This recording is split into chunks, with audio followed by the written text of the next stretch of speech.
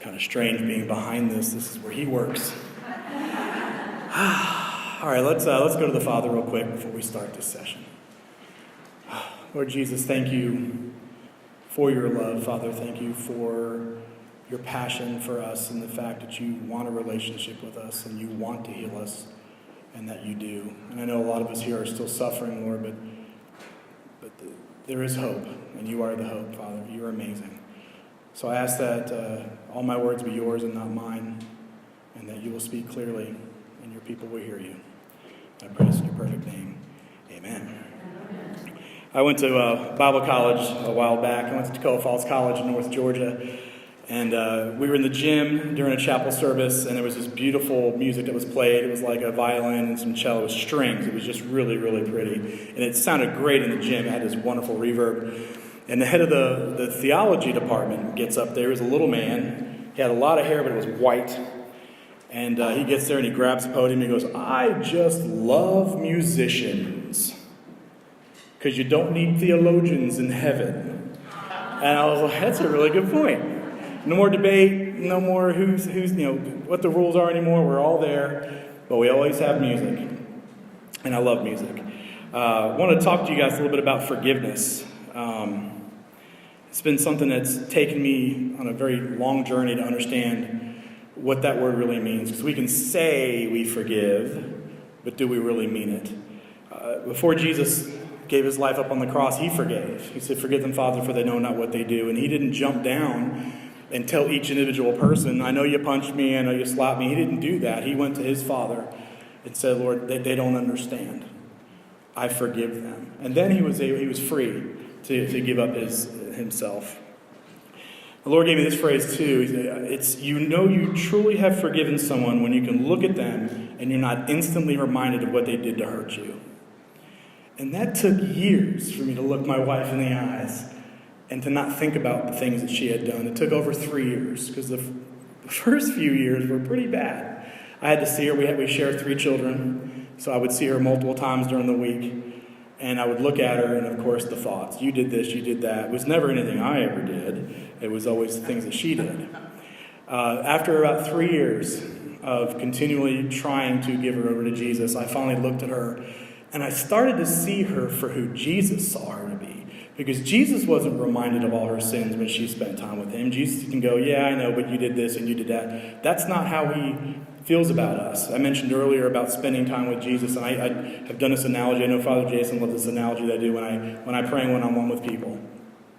I say the minute you take time with Jesus and you're willing to focus, whether it's 5 minutes or 50 is irrelevant. When you're ready and willing to spend time with Jesus, it's like you walk into his office and he goes, "You're here! Oh my gosh, cancel my day." And he just focuses. "Pull up a chair." I think what people think is when you walk up and spend time with him, he goes, "Oh, hey, yeah, what you got?" And you're telling, "Oh, Lord," and he's like, that's hey, I gotta go. Sorry. That's not what he does. He will pause his day, and he will absolutely focus and listen to everything, and he's excited. "Wow, he's here, everybody come gather around, here, Jeff." Usually they laugh at me because they think I'm silly. But he clears off his calendar, and he wants to spend time with you. I've told people that I've spent so much time in prayer that I feel bad that he couldn't pay more attention to the Middle East over these years. I'm sure it's worse because I occupied a lot of his time. I feel really bad about that. Clearly, I'm kidding. That the forgiveness is what releases the pain. I had a friend of mine who I was doing inner healing with. He was a very big man, over 300 pounds. He played professional, semi-pro ball. And a funny side story, he lifted weights a lot because his father used to beat his mother. And he's determined that he will never let that happen to himself. And over time, he said, "I will never let my father beat my mother." Side story. Write that down. It was interesting. So here's this big, large man. He's in my office, and we're praying for forgiveness. And he struggled with OCD. And I believe OCD is directly related to parts and PTSD, which I mentioned earlier. I'm not going to get into that here. But so he had a part of his mind that tapped. Something would trigger, and he would have to tap. And if he didn't stop tapping, he would get really anxious and scared. And he wasn't like a light switch person, but he would sing songs. If he heard a song he liked, he had to sing it 4 times in his head before he could calm down. So we narrowed it down to where the origin of that OCD happened. And again, this is a very big man. He makes me look tiny. And he's sitting on my couch, taking up most of my couch. And when the moment came, I'm leaving a lot of details out, but when the moment came where he said, Father, I forgive that person for hurting me, he fell apart. I mean, this gigantic beast of a man was sobbing. Oh my gosh, I feel so much peace. And the Lord took all the anxiousness, the anger, the pain, the hurt, everything that he had encountered, and he completely took it away. And now that memory for him is just a bullet point in the story. It's no longer this horrible tragedy. It's, well, yeah, that happened to me. But look what the Lord did. And he suffered with OCD for 35 years. And now he doesn't have that anymore. All because he forgave. I think the reason that we don't forgive is because we feel like, how in the world can I forgive that person? Because that means they got away with it. They hurt me, they lied, they cheated, they stole, whatever it was. How dare they? And so we hold on to it. Well, they're not going to get away with that. And one of the phrases I've learned through inner healing and I've heard since then is that unforgiveness is like drinking poison and expecting the other person to die. It doesn't work. The only person that is affected by unforgiveness is you, and it will rot you from the inside out. It is something that you can't have a peaceful and joyful existence and not forgive. It doesn't work that way. Could you imagine if Jesus didn't forgive us? Because I'm sure we're all praying people, and we go to him with the things that we think we've struggled with. Could you imagine if he didn't forgive us? Oh, Lord, I struggled with lust today. Yep, you sure did. And you did yesterday, and you're probably going to do it tomorrow, and I'm sick and tired of it. This is ridiculous. You're almost 50 years old. That's not what he does. He goes, oh, I know, I was there. But man, I love you. Really, and it just draws you in like a moth to a flame. When I started tasting the love of Jesus, I could not spend enough time with him. It's like I have a job, so I have to work. But on the way home and to work, and at night, I would just sit with him and hang out with him. And he understood that I struggled, but he loved me anyways. And that is a beautiful, beautiful gift. And it's something that he wants us to do with other people. As I mentioned earlier, our enemy is not flesh and bone, but principalities and authorities. That's actually Ephesians 6:12. Forgive me, I just want to look at my notes here to make sure I get everything. One of the phrases that I have used for years now in inner healing is, it's not forever, it's for now. In other words, your pain, what you're going through, it's real, it's here, but it's not going to be forever. It's impossible to spend time with Jesus and not be changed. It's impossible. I challenge you to do it. I guarantee you he will change your life. I tell people it's like walking through a nuclear power plant, and you're going to get the radioactive particles on you, and the longer you're there, the more you get, and as you go out, it just falls off of you and lands on other people. It's super contagious. That's what it means to spend time with the Lord. The more time you spend with him, the more of him you get, and the more it will change your life. I mentioned earlier that I was listing all the things that was wrong with me. Oh, Lord, I'm terrible at this, I'm terrible at that. And then I just got to the point where I was like, make me look like you. Because you're the perfect everything. I want to be more like you, Father. I can't love my kids the way you love my kids. But you can make me better. And over time, I just started getting better at stuff. And people would notice, man, you're not quite the jerk you used to be. Like, thank you. Appreciate that, Mom. Nice of you to point that out. But it's so true, and it wasn't effort on my part. It wasn't me focusing on individual struggles. It was me spending time with the perfect Father. And he would just, that's why these songs, the Love Is Here, oh boy, I can't tell you the hours I spent crying to that song. You'd think I'd be thin with all the crying I've done. Because his love does that to you. It draws you in. Then what he did is he changed my heart so much that I started doing the inner healing ministry like I mentioned earlier. People started coming to me with their hurts and their pains. And I just had a compassion and a love for them. Like, wow, you're really hurting. And a lot of times people are like embarrassed. Oh, I don't want to tell you about my struggles. And the other phrase the Lord gave me is, it's not the what that you do, it's the why. Again, it's not the what, whether it's addiction to something well, addiction is pretty much the biggest thing. But whether it's drugs or alcohol or promiscuity, that's not what the focus should be. It's not the what you're doing, it's the why are you doing it. Because we can get caught up in the symptoms and not look at the cause of it. And I believe, especially with my life, the things that I struggled with is because I just wanted to be loved. I thought I'd be loved through people. I thought I'd be loved through substances or activities or athletics, especially when I was younger. I played every sport I could because I was pretty good at it. And it made me feel good about myself. Not ever good enough, but better. So when you bring that perspective into a marriage, it certainly isn't going to work. And when you bring that perspective to Jesus, as you mentioned earlier, Father Jason, if I just do these things, he'll love me more. Well, that's kind of silly. He set the standard at perfect, and I've got news for you. None of you are. None of you are perfect, but that's not what he requires of us. In all the 8 years now that I've been walking with him, the only thing he's ever asked me to do is spend time with him. He didn't ask me to fix things and change things and clean myself up. He's like, hang out with me. Let's talk. And as I spent time with him, I would hear him more. As you hear me say, I hear from the Lord, and some people think I'm crazy, and I'm not going to necessarily tell them that I'm not. But I hear from him, and as Father Jason said, sometimes it's more of a word or a comment. Sometimes it's a feeling. Sometimes it's a directive. Hey, go tell this person, or go over here. As I was diving into the New Healing, I'll never forget this one story. I was at a friend's house really late. We were praying, and the Lord said, "Don't go home."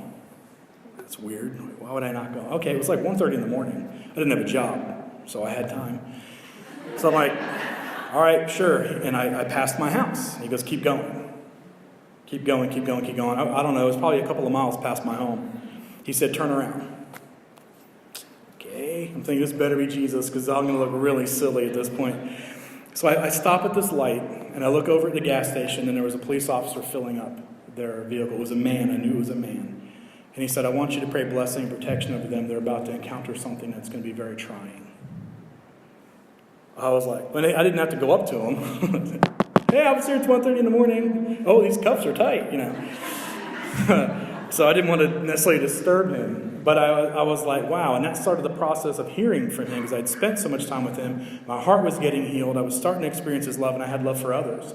Another similar story to that, I went to a Waffle House at 1:30 in the morning. You guys have Waffle House up here? No? Okay, that's okay. You're not missing anything.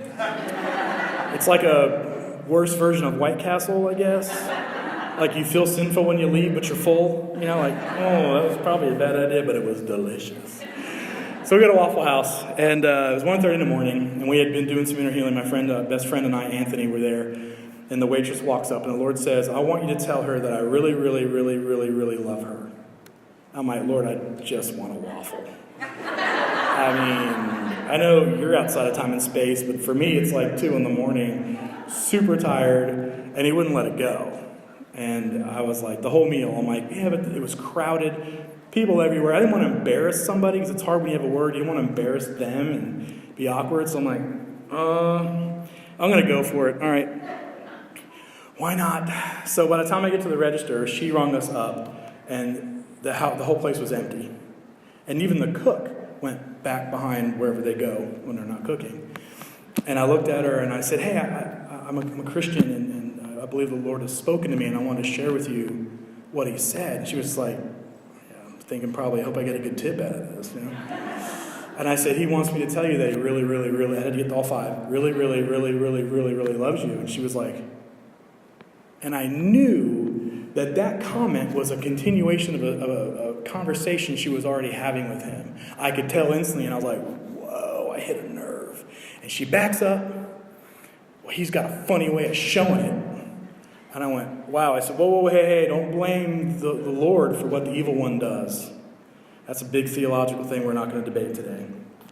I don't believe the Lord causes these things to happen. I think he allows it, but I believe there's another source, which is the other side, the evil one. I think he causes the chaos in our lives. We can't necessarily control what happens, but we can control how we respond. And then she kind of paused, and I said, hey, she goes, well, I know he loves me. And I said, don't want to be rude, because it is late. But if you really knew how much he loved you, you wouldn't be mad at him right now. Whew, and her face changed, and she started crying. She said, you're right. And I was like, okay. Let's get in the car before she starts throwing produce at me.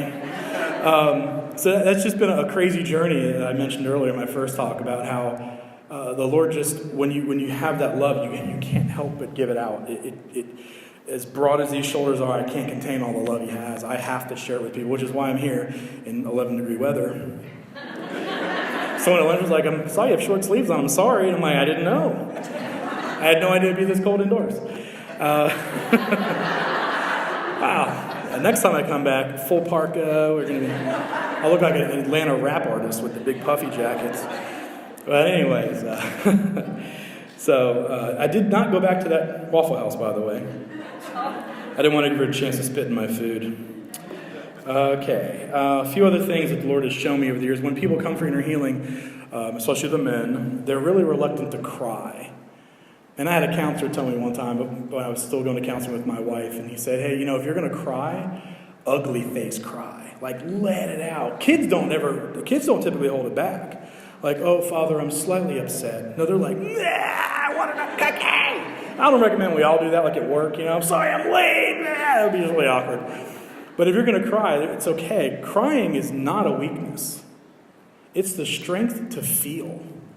And it takes a lot of courage to step into that pain and be like, you know what, I'm hurting, and I'm going to let it out, especially if you don't know me and you're sitting across the desk from me and you're pouring your heart out. So I would encourage you to cry. Jesus did. He got really upset when Lazarus died. And he knew he was going to raise him from the dead, goodness gracious. But he still, it's like, he'll be back, but this is really hard. He knew he was going to raise him, and it was one of his best friends, and he felt the pain. He sat in the moment, and he explored it. And in shortest verse in Scripture, Jesus wept. It's the one you use when you have to memorize Scripture in school. Jesus wept, right here. Nice. Okay, let's see. So back to the inner healing thing with the whole forgiveness point. I've worked with people that have suffered some really tragic childhoods, stuff they won't even make movies about. It's so bad. And it always boils down to some sort of moment in time where they were hurt. And I'll bring up, just say it was a dad, for simplicity's sake. The dad did something, and what they did is relevant. It's not the what, it's the why. The father hurt them, the earthly father, not the priest. And I'll say, well, what do you think about forgiving them? And they're always like, whoa, why would I do that? I absolutely won't. And what the Lord has shown me is when you know who you are, when you find your identity in Him and not other people, forgiveness comes a lot easier. Because people can't take from you what they didn't give you. My ex-wife didn't give me peace and joy and happiness and gentleness and kindness and slow to anger. I accused her of taking it from me, which was completely false. I never had it to begin with. But now that I'm in a different place, anybody that I encounter in my life, they can't take that from me. That's mine. That's between me and Jesus. I rarely ever get offended. And here's a crazy concept. You can actually be so close to Jesus that people can't offend you. The crickets are deafening, aren't they? Imagine that. Your boss. Oh, that guy's a total jerk. Really? But Jesus thinks he's amazing. I told a story this morning at breakfast about after my wife left, she married the guy that she was seeing. And they had a child and everything. And in order to spend more time with my son, I decided to coach football. Not that I'm, Vince Lombardi. But I became the trainer. I fixed the boo-boos, the Band-Aids. That's not that hard to do. So it's like the second or third season. I coached for 4 years. And the rule is the parents are not allowed on the football field. That's just like a big no-no. Only the players and the coaches are on the football field. So I walk out in the field. I'm saying hey to the kids. They're stretching. I say hey to the head coach. And here comes my ex-wife's new husband, Chris. And I'm like, hey, he's going to stop at the sideline because he's not coaching. No, that's not at all what happened. Chris walked right out, and I'm like, whoa. Hey, coaches only, right? So I'm watching this thinking, what in the world's going on? He walks right over to the head coach and gives him a hug and shakes his hand. And the head coach goes, hey, I'm glad you're here. We're about to get started. And I'm like, twitch. You ever get so mad your eye twitches? Is it just me? I'm like, whoa, what in the, hey now. That was not the spirit. So he leaves the head coach, and I walk over to the coach, and I go, hey, man, do you know who that is? He's like, yeah, I was gonna talk to you about that. I'm like, yeah, we need to talk. No. He got my wife. He can't take my kid. This is my time. He's like, hang on, man, let's just let it sit for a minute. I'm literally counting the minute. He meant practice. I meant 30 seconds. So I walk away to do a drill with some of the boys, and I'm like, Lord, what are you doing? This is insane. I signed up to see my kid and not to deal with him, and the Lord said, I want him there. He's going to coach with you this year. And it was so absurd, it had to be Jesus.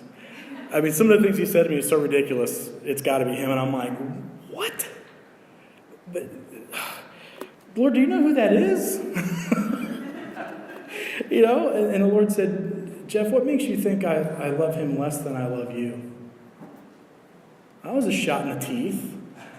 I kind of stepped back and was like, okay, I'm an idiot. I'm really sorry. And long story short, Chris and I actually had a conversation. He came over to me and said, hey, I know this is weird. I'm really sorry. I'm not trying to take your time with your son. But I don't think I'll ever have a boy. Because my wife at that time had 3 kids, and then they had another one, so that's 4. And we're not Catholic, so that's a lot of kids. It's a lot of kids. So, had to throw that in there. Anyways, the Protestants were like, what are y'all, Catholic? Maybe. And he ended up opening his heart to me and telling how hard it has been, and they almost broke up last summer. I was straight-faced, but I'm like, oh my gosh, do you know who I am? I'm like, I'm supposed to feel sorrow for you? Like, you stole my wife. Oh, you poor thing. Grace of the Lord, I did not. I just was like, It almost would make sense if I had died and I was just some random guy that I'm involved. Yeah, that's terrible, man. Sorry about your relationship that almost ended. Well, he ended up coaching for 2 years. And the whole point of that is that I had to listen to Jesus because he's always right. He's never steered me wrong. He's asked me to do some crazy stuff at 1 a.m, but he's never steered me wrong. And it was a huge impact on the other parents. I don't think a lot of the other people were believers. The other families were Christians at all. But I had one of the coaches even say, he was a former Marine, so he had some flowery language. But he's like, man, you're a better man than me. He goes, I don't know how in the world you could possibly coach with that guy. And I was like, man, it's about love and forgiveness, brother. I'm doing this for my son. I refuse to hold that bitterness and unforgiveness in my heart because it'll eat you like a cancer. And I just wasn't willing to do it. And I had another family member or family from one of the teams come up to me and go, man, your son is really happy. He doesn't look like a child of divorce. And he goes, you're really happy. And you don't look like you've been divorced. So I got a little bold. And I said, well, to be honest with you, it's because of Jesus. He goes, cool. Like, man, there was my great moment, to convert. It didn't happen at all.